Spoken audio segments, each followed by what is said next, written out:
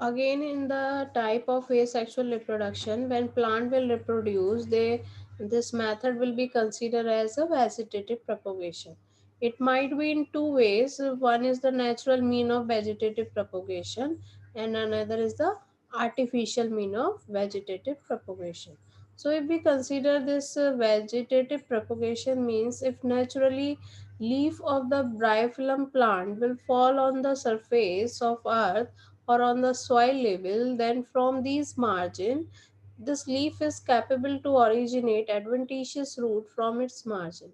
And after some time, what will happen when roots will originate, and it will give rise to new plant, as it is showing in the this figure, in which from this adventitious root a bud is originate, and from after origin of this bud it will develop into a whole plant.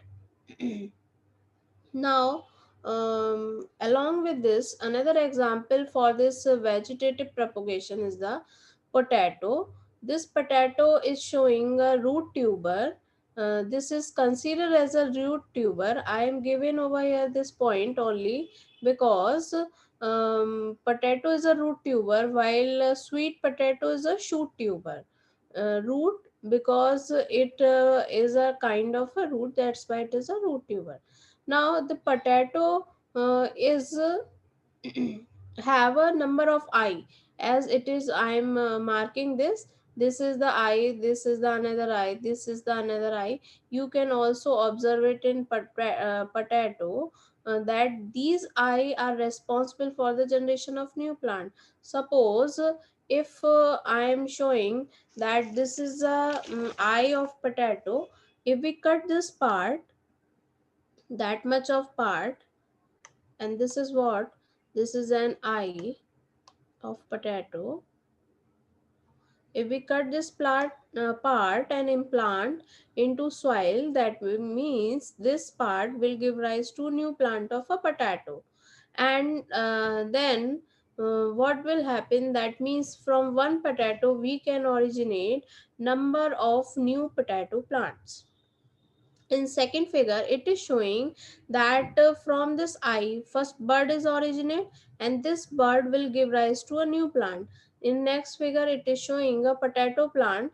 These are the leaves of potato that will be used less, and these are the potato exactly. These potato will give rise, originate from the bud of a potato or eye of a potato. So this is about vegetative propagation. In next,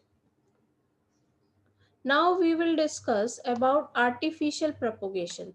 Artificial propagation, this means that this kind of propagation takes place due to the involvement of human activities. That's why it is the artificial propagation.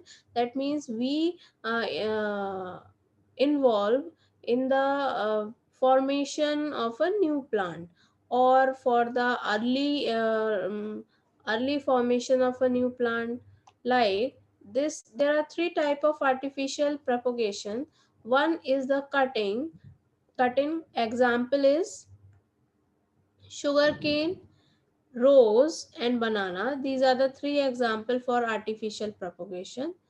Rose, sugarcane and banana, these three are example, another more can be.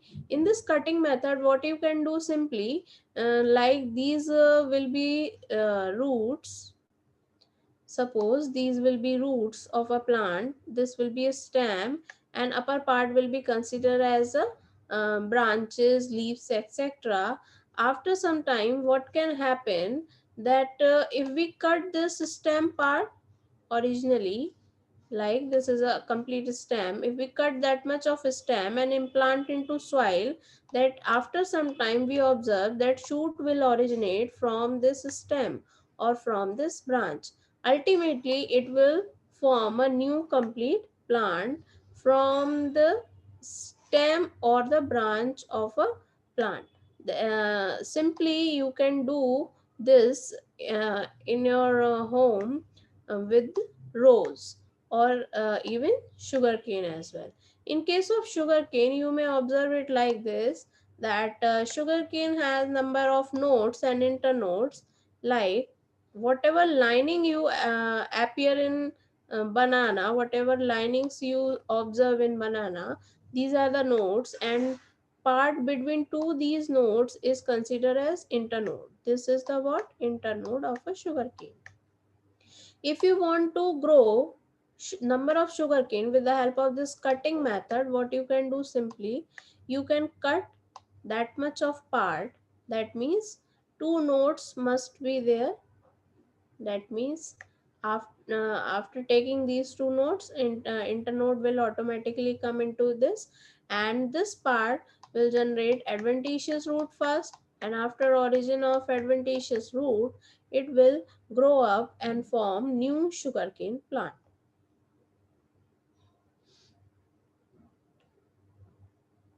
See, in this way, these are the three example: rose, sugarcane, and banana in case of cutting method under artificial propagation.